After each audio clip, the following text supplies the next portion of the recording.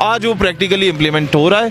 वो जो इकबाल पीटता था और कहता था कि फ़िक्र अरब को दे के फ़रंगी तख़य्युलात, इस्लाम को हिजाज़ और यमन से निकाल दो, आज हिजाज़ और यमन को लड़वा दिया गया, इस्लाम को निकालने की बात की जा रही है, तबलीगी जमातों पे पाबंदी की बात की जा रही है। बताएं, एक तरफ सऊदी अरब में तबलीगी जमात पर पाबंदी लगाई गई, दूसरी तरफ वहाँ म्यूज़िक कंसर्ट हो रहे हैं, क्या कहते हैं इस बारे में?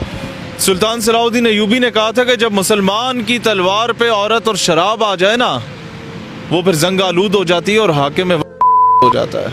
अब मुसलमान की तलवार पे जब औरत और शराब आ गया ना, तो वो डोनाल्ड ट्रंप के आगे रक्स करने के काम तो आती है, वो नेतन्याहू को मिलने के काम भी आती है और उसको इजराइल के लिए राह हमवार करते हुए भी काम आती है, लेकिन वो फ़लस्तीन के लिए चलते हुए काम नहीं आती।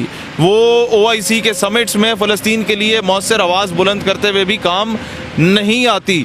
इसी अंदाज में अगर आप ये देखें कि तबलीगी जमात पे पाबंदी लगा दी गई है और कहा गया कि जनाब ये तो बिद्दत फैला रहे हैं, भाई तुसी जड़े आके थे कंजर नचा रहे हो, बड़ी नेकी का काम है। इधर आके जिस तरह तुम लोग वो बनिए की औलादों को और औरतों को नीम बरहना हालत में ला के तुम लोग नचवा रहे हो, और इस्तेमाल शुदा टिशू पेपर्स को जो आज किसी के बिस्तर पे हो, कल किसी के बिस्तर पे हो, परसों तुम्हारे शेख के पास लेटी हुई हो, तो उसे ला के तुम लोग एक ऐसे मुल्क में ला के नचवा रहे हो जहाँ पर पूरी दुनिया का मरकज़ व महवर है, जो मुल्क पूरी दुनिया के मुसलमान अपनी गर्दनें कटवाने को तैयार होते हैं हरमैन शरीफैन के लिए, वहाँ पर ला के तुम लोग जो हरकतें कर रहे हो, वहाँ पर ला के यार दावत इस्लामी और तबलीगी जमात तो ये वो वाहिद जमातें हैं कि जिनको आप मस्जिदों से निकाल भी दो तो ये आपको बद्दुआ नहीं देते, जिनको आप थप्पड़ भी मारते हैं लोग तो कहते हैं, उन्हें दुआ दे देते कि चलो यार खैर अल्लाह तो हिदायत दे, असी इस्लाह से आए, जिनका पॉलिटिक्स से लेना देना कोई नहीं, जिनका दुनिया के और किसी काम से लेना देना कोई नहीं, दी अजाने कभी यूरोप के कलीसाओं में, कभी अफ्रीका के तपते हुए सहराओं में, इसके अलावा उनका कोई काम नहीं है। वो बेचारे अपने बड़े बड़े बिजनेसेस छोड़ के 40-40 दिन, हफ्ता 2-2 हफ्ते से रोज़े पे गए हुए होते हैं लोगों की तबलीग के लिए, इस्लाह के लिए, उन पे आगे पाबंदी लगा दो, सलमान खान को प्यो बना के बिठा दो, समझ से बाला तर। और मैं एक चीज़ आपको कहूँ, now we have to take bold steps. और बोल्ड स्टेप्स क्या लेने हैं? क्यों अरब कंट्रीज़ और बाकी मुस्लिम कंट्रीज़ में लिबरलिज्म या ये इतना ज़्यादा मैं कहता हूँ कल्चरल डांस हो, कोई उस पर एतराज़ नहीं होना चाहिए, हर मुल्क की अपनी सकाफत है, लेकिन एक बनिए को जो कश्मीर पे काबिज़ है उसको ला के इधर तुम नचवा रहे हो, मेरा ख्याल है, और वो औरतों को जिस अंदाज में वहाँ नचवाया जा रहा है वो काबिल एतराज़ है। अभी हमें क्या करने की ज़रूरत है? ये सारे जितने भी आज उम्मत मुस्लिमा के ठेकेदार बने बैठे हैं, इनमें से आधों से ज़्यादा कोई अमेरिका में पढ़ा हुआ है, कोई बरतानिया में पढ़ा हुआ है, कोई किस मगरबी रियासत में, कोई जर्मनी, कोई फ्रांस से पढ़ के आ रहे हैं, और वो लोग सिर्फ इन्हें फिजिक्स, केमिस्ट्री, मैथ्स, बायो नहीं पढ़ाते, वो अपनी आइडियोलॉजी भी पढ़ाते हैं। हम लोगों ने पाकिस्तान को इस वक्त एक ऐसी यूनिवर्सिटी की ज़रूरत है जो इंटरनेशनल लेवल की यूनिवर्सिटी हो, जहाँ ये बड़े बड़े अरब शेखों के, जहाँ बड़े बड़े ईरान के, सऊदीया के, तुर्की के, लेबनान के, सीरिया के शेखों के, नवाबों के, मिनिस्टर्स के बच्चों को पढ़ाओ, फ्री ऑफ कॉस्ट पढ़ाओ। ये कौम अपने जेवर बेच के उन्हें पढ़ाने को तैयार होगी। उन्हें तुम स्विमिंग पूल भी बना के दे दो, उन्हें तुम बड़ी ज़बरदस्त प्रोटोकॉल वाली गाड़ियाँ भी दे दो, उन्हें तुम लोग सिक्योरिटी गार्ड भी दे दो, लेकिन पढ़ाने के साथ साथ उन्हें नजरिया भी दो, उन्हें जनाब ट्रेल 5 पे हाइकिंग के लिए भी ले जाओ, उन्हें रोजाना वजीर आजम सदर मुमलिकत से मिलवाओ, उन्हें बोलो भाई तुम ही यहाँ के सब कुछ हो।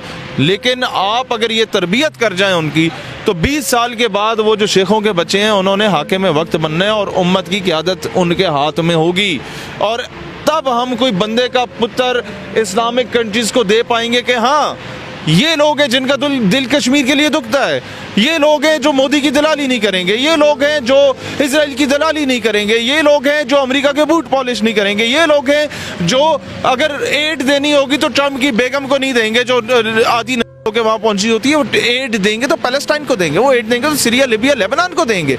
लेकिन मसला ये है कि यहाँ पर मुसलमान का गला काट रहा है, मुसलमान इस्तेमाल हो रहा है और हम लोग बैठ के तमाशा देख रहे हैं। हम लोगों ने इसका काउंटर नैरेटिव नहीं ढूंढा, हमने सिर्फ एहतजाज किया है। इसीलिए इसका काउंटर नैरेटिव ढूंढने की ज़रूरत है कि ये वजूहात हैं क्या कि इतनी ज़बरदस्त रियासत में ये क्यों इस तरह सब कुछ हो रहा है। उसकी वजह यह कि हम मुसलमानों ने मुसलमानों के बच्चों को नहीं पढ़ाया, हमने उन्हें अगयार के हाथों में छोड़ दिया। वो जो इकबाल पीटता था कि मगर वो इल्म के मोती किताबें अपने आबा की जो देखे उनको यूरोप में तो दिल होता है इसी पारा, आज वो प्रैक्टिकली इम्प्लीमेंट हो रहा है। वो जो इकबाल पीटता था और कहता था कि फ़िक्र अरब को दे के फ़रंगी तख़य्युलात, इस्लाम को हिजाज़ और यमन से निकाल दो, आज हिजाज और यमन को लड़वा दिया गया, इस्लाम को निकालने की बात की जा रही है, ये तबलीगी जमातों पे पाबंदी की बात की जा रही है, तोपखाने खोलने की, सिनेमा हाउस खोलने की, वो कभी जस्टिन बीबर टाइप के खुसरों को नचाने की, कभी सलमान खान टाइप के मर्दों को नचवाने की। भाई अगर तुमने हीरो ही दिखाना है कौम को तो बुरहान वानी की सूरत में दिखाओ, डॉक्टर मनान वानी की सूरत में दिखाओ। हीरोज है, फ्रीडम फाइटर्स हैं, उन लोगों ने कोई रोल प्ले किया उम्मत मुस्लिमा के मजलूम मुसलमानों का साथ देने के लिए? ये क्यों हो रहा है? ये इसलिए हो रहा है कि हम लोगों ने कोई प्रैक्टिकल इंप्लीमेंटेशन नहीं किया। अब मैं एक बात बताऊं, आप पाकिस्तानियों पे, बिलखसूस अपनी माओ बहनों पे क्या जिम्मेदारी आयद होती है? अपने बच्चों को अगर पढ़ाना है तो पहले उनके दिल में इश्क मुस्तफ़ा अलैहिस्सलाम की तड़प को फरोज़ा करो, फिर पाकिस्तानियत की तड़प को फरोज़ा करो, और फिर उन्हें CSS करवाओ। सड़कों पे मेरे साथ नारे के लिए अगर भेजते हो तो वो बड़ी आपकी मेहरबानी, लेकिन उससे ज़्यादा ज़रूरी है CSS कराओ। भुट्टो खान चौधरी के नारे ना लगाओ, वो सिस्टम में जाएं, फॉरेन ऑफिस में जाएं और कश्मीर की लॉबी करें। वो ISS भी दें, कर्नल जनरल बने, और एक मुहिब्बे वतन आदमी जब मेन स्ट्रीम में आता है तब मुल्क का निज़ाम चेंज होता है। ये काम करने की इस वक्त अशद ज़रूरत है। ओ यार, वो सलमान खान जिसके हाथ आपने यूं लगवाए और कहा कि इसे हम लोग अभी प्रिंट करा के इसके प्रॉपर एक पोस्टर बना के इसके बुत बना के हम लोग लगाएंगे, तबलीगी जमात को बैन क्यों किया है? क्या बोला गया है? बिद्दत फैलाते हैं। ए जड़ी खाना तुसी खोलिया हुआ एक ही है। और यार मैनू दसो, सलमान खान दी कामयाबी की है, ओदा अचीवमेंट क्या है? तो को साथ नचवाता है, अचीवमेंट है। एक बंदे को मुक्का मारता है, 6 मील दूर जाके गिरता है, जो कैमरे की आंख दिखाती है, अचीवमेंट है? क्या अचीवमेंट है? या ये अचीवमेंट है कि अपने आप को 70 साल हो गए हैं, ये हिंदुस्तानी प्रूव करते करते बेचारा मर जाएगा जब तक तिरंगे में दफन नहीं होगा। ये अचीवमेंट है कि उसे आज भी हिंदुस्तानी आके बनिए RSS और शिवसेना और आर्य समाज के संगठन के शुद्धि के लोग आके कहते हैं, ये गंदे बनिए कहते हैं कि जनाब तुम तो हिंदुस्तानी हो नहीं, पाकिस्तान दफा हो जाओ, तुम लोग तो मुसलमान हो। ये अचीवमेंट है कि